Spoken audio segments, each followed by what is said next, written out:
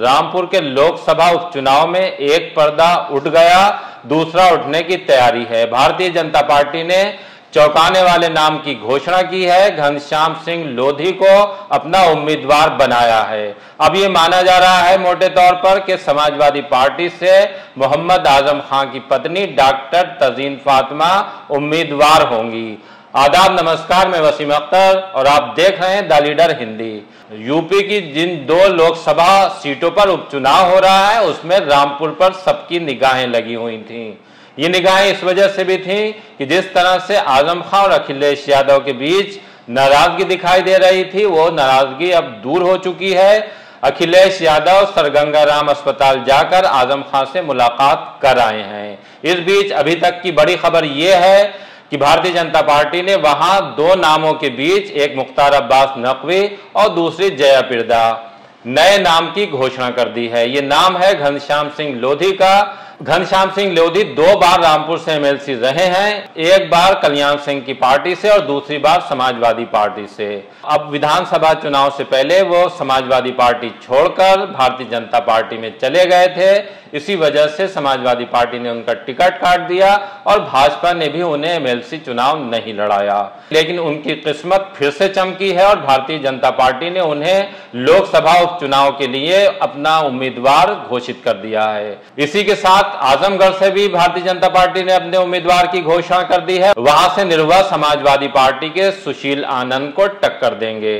अब जहां तक आजम खां का सवाल है तो आजम खां फिलहाल इस मामले में खामोश थे, लेकिन अब जब भारतीय जनता पार्टी ने पत्ते खोल दिए हैं और ऐसे उम्मीदवार को सामने लाई है जो कभी समाजवादी पार्टी का ही हिस्सा थे, वो आजम खां की बदौलत ही दोनों बार एमएलसी बने और अब समाजवादी पार्टी छोड़ने के बाद भारतीय जनता पार्टी में चले गए थे।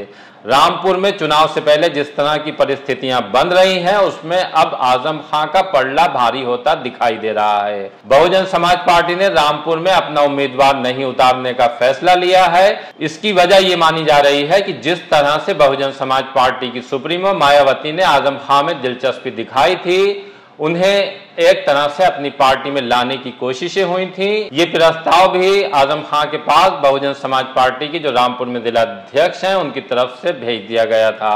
भले ही आजम खां ने समाजवादी पार्टी नहीं छोड़ी है, लेकिन जिस तरह से दूसरे राजनीतिक दल जो उनके पास आए हैं, चाहे वो बहुजन समाज पार्टी हो या फिर कांग्रेस हो, कांग्रेस से भी एक चौंकाने वाली खबर ये आ रही है कि कांग्रेस हो सकता है कि इस लोकसभा के उपचुनाव में हिस्सा नहीं ले। इस तरह की खबरें चैनलों के बाद सोशल मीडिया पर वायरल होने लगी हैं। द लीडर हिंदी ने इन चर्चाओं के आधार पर रामपुर में नवेद मियां के पियारो काशिफ खां से बात की है। काशिफ खां का कहना है कि अभी पार्टी की तरफ से किसी तरह की अधिकृत घोषणा नहीं की गई है।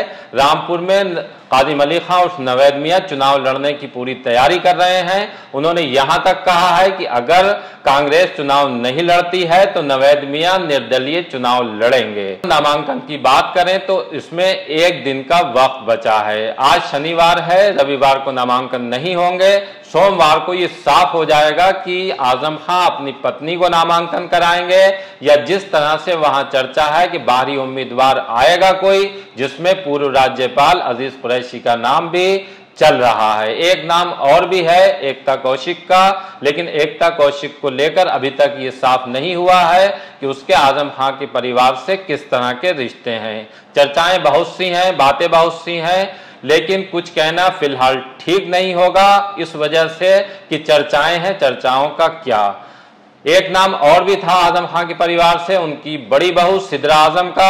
आजम खां की राजनीति को देखते हुए नहीं लगता कि अपनी पत्नी के बजाय अपनी बहू को चुनाव लड़ाना पसंद करेंगे। इस बीच एक बड़ी खबर और भी है कि रामपुर में जो कांग्रेस के पूर्व विधायक हैं, बिलासपुर से वो चुनाव जीते थे और इस बार चुनाव हार गए हैं, उनका नाम संजय कपूर है। कांग्रेस के बड़े नेताओं में उनका शुमार होता है। उन्होंने भी लोकसभा उपचुनाव के लिए नामांकन खरीद लिया है। अब ये नामांकन सोमवार को दाखिल करेंगे या नहीं करेंगे, इसके लिए इंतजार करना होगा। बहरहाल कुल मिलाकर जिस तरह की परिस्थितियां हैं, जैसा कि पहले एहसास हो रहा था कि भारतीय जनता पार्टी अपने किसी बड़े नेता को इस चुनाव में लड़ा सकती है, वो मुख्तार अब्बास नकवी हो सकते हैं या फिर जया प्रदा हो सकती हैं, लेकिन भारतीय जनता पार्टी ने इन दोनों नामों को दरकिनार करते हुए जिस तरह से घनश्याम सिंह लोधी को मैदान में उतारा है, कांग्रेस की तरफ से ये खबरें आ रही हैं कि चुनाव नहीं लड़ेगी। बहुजन समाज पार्टी ऐसा पहले ही ऐलान कर चुकी है। ऐसे में जाहिर सी बात है कि अब चुनाव जो है भारतीय जनता पार्टी